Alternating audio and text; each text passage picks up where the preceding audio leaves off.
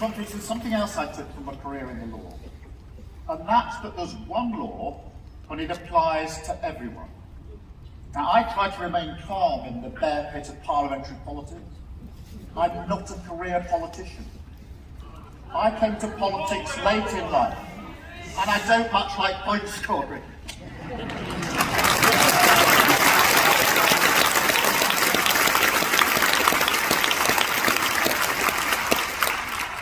But the one thing about Boris Johnson that offends everything that I stand for is his assumption that the rules don't apply to him.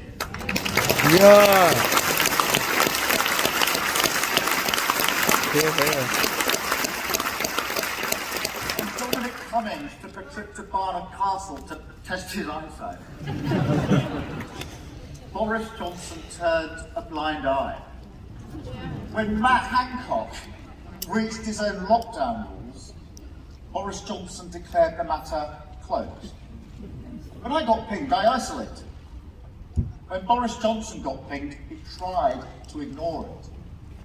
That's not how I do business.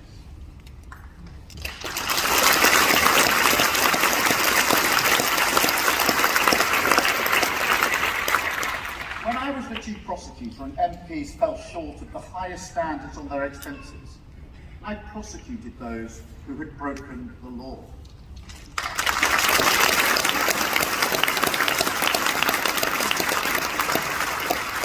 Politics has to be clean. Wrongdoing has to be punished.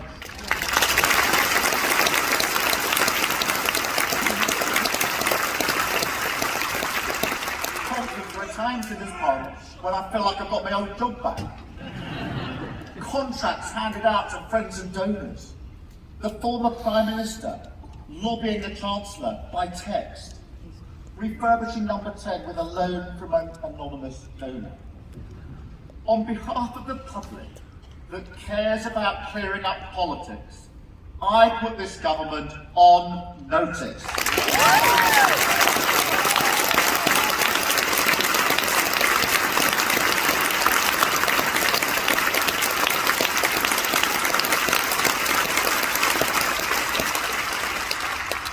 I've spent my entire working life trying to get justice done. In 2003, when I was working with the Policing Board of Northern Ireland, when I was learning up close just how hard it is to make a split-second life and death decision in a riot situation, as I worked with the police to create a lasting institution in accordance with the Good Friday Agreement, Boris Johnson was a guest on Top Gear, where, in reference to himself, he said to Jeremy Clarkson, "You can't rule out the possibility that beneath the elaborately constructed veneer of a blithering idiot lurks a blithering idiot."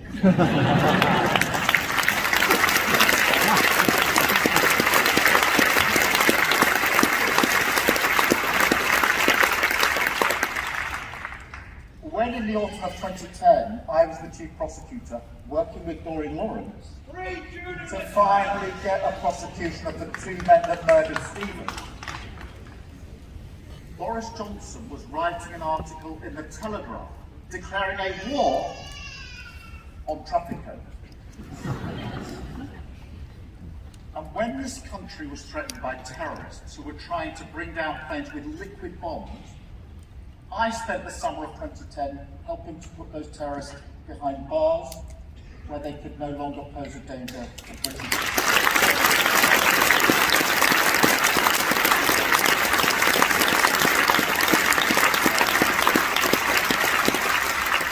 And whilst I was doing that, what were you doing, Mr. Johnson? You were writing a piece defending your right not to wear a cycle helmet. It's easy to comfort yourself that your opponents are bad people. I don't think Boris Johnson is a bad man. I think he's a trivial man. I think he's a showman.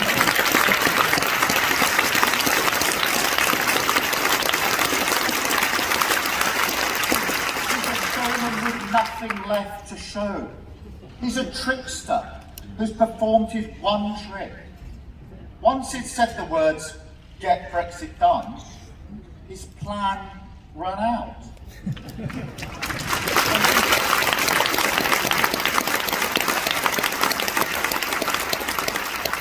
There is no plan. The questions we face in Britain today are big ones. How we emerge from the biggest pandemic in a century. How we make our living in a competitive world. The climate crisis. Our relationship with Europe. The future of our union. These are big issues, but our politics is so small. These times demand a responsible leader with clear values. Where's Peter Mandelson?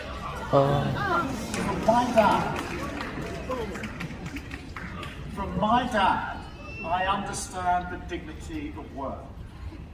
From my mum, I appreciate the nobility of care. From my work, the principle that we are all equal before the law.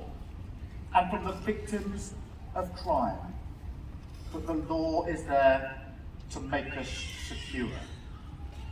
Work, care, equality, security.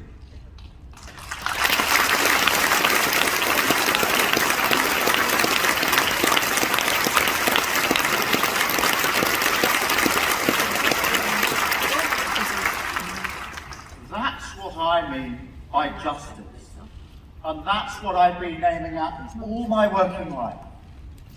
That's why I'm in politics, and those are the values this country needs as we first seek to recover from the pandemic, and then to look with excitement and anticipation at the path that beckons us, to retool Britain for the future, to make this nation anew.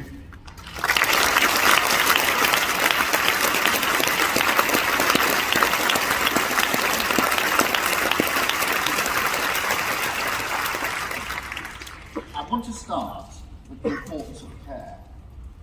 COVID-19 exposed the state of Britain 2020. After a decade of cuts and neglect, the health service wasn't ready. Just when the nation needed 4 nurses on its bed, sadly, they couldn't always be there. 1.6 million older people were going without the care they needed. GP numbers had tumbled. Waiting lists for treatment had spiralled. Then, on top of that, the government was fatally slow to respond. The Prime Minister's inability to make up his mind really mattered. Britain has the worst death toll in Europe. We have lost 133,000 people to COVID. Every one of them, somebody's mum, dad, sister, brother, friend. I know it was difficult, but the situation is worse than it needed to be. And it wasn't just a government failure over 18 months. It was a failure of the government's duty of care over 11 years.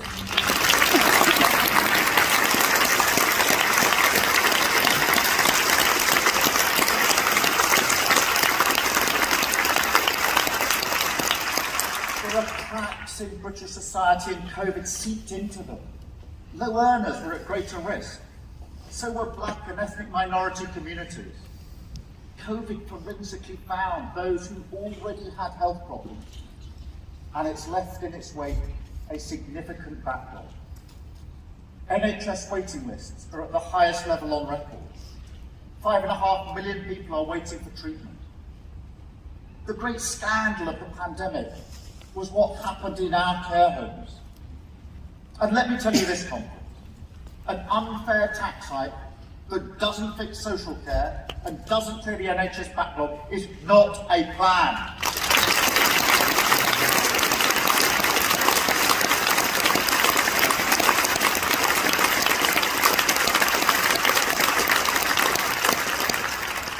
We know that people will still be forced to sell their homes for care.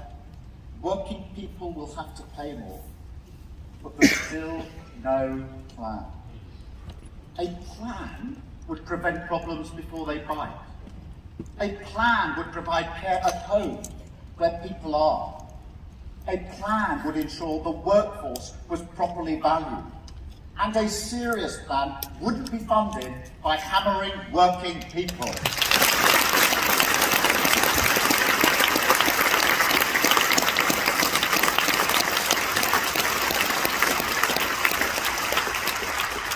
There is no doubt that the NHS needs more money, and a Labour government will always fund the NHS properly.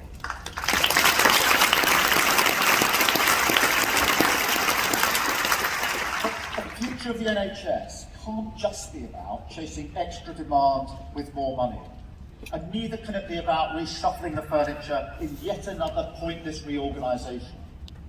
We have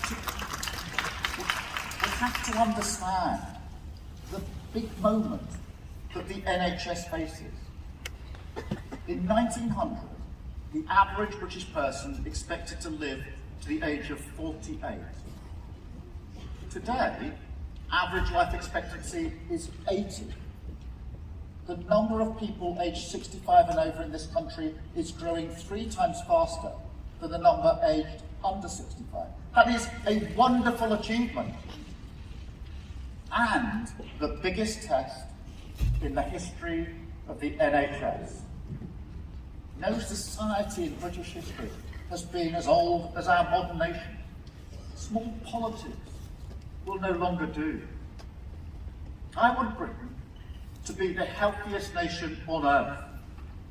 So let me tell you what Labour would do. We would shift the priority of the NHS away from emergency care towards prevention.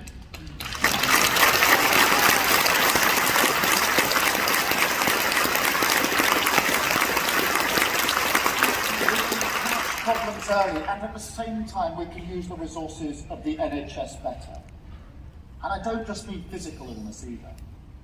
With every pound spent on your behalf, we would expect the Treasury to weigh not just its effect on national income, but also its effect on well-being.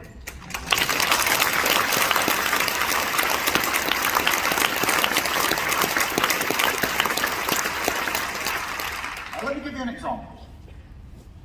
One of the urgent needs of our time is mental health. Labour will guarantee that support will be available in less than a month.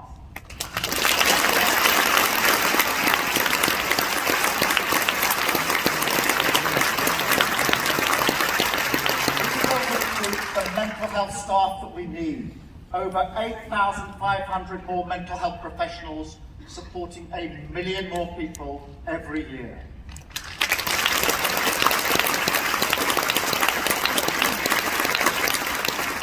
Under Labour, spending on mental health will never be allowed to fall. And we'll make sure that children and young people get help early by ensuring that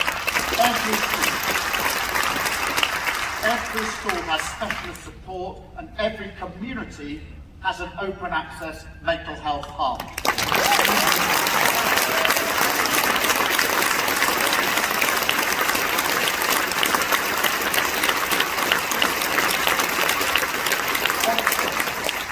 This is prevention in action, helping young people looking after their well-being. It's the principle my mum taught me, the principle of care. Let me give you a flavour of what care will look like in the future. I was at University College Hospital in London recently. An orthopaedic surgeon told me about a robot. This robot sits on the operating theatre, making sure every incision is just right. The surgeon can't go wrong because the robot works an override system. A bit like driving a car with a driving instructor. The doctor and the robot working together are so efficient that patients can be discharged a whole day early. Over time, that means thousands of hospital beds are freed up.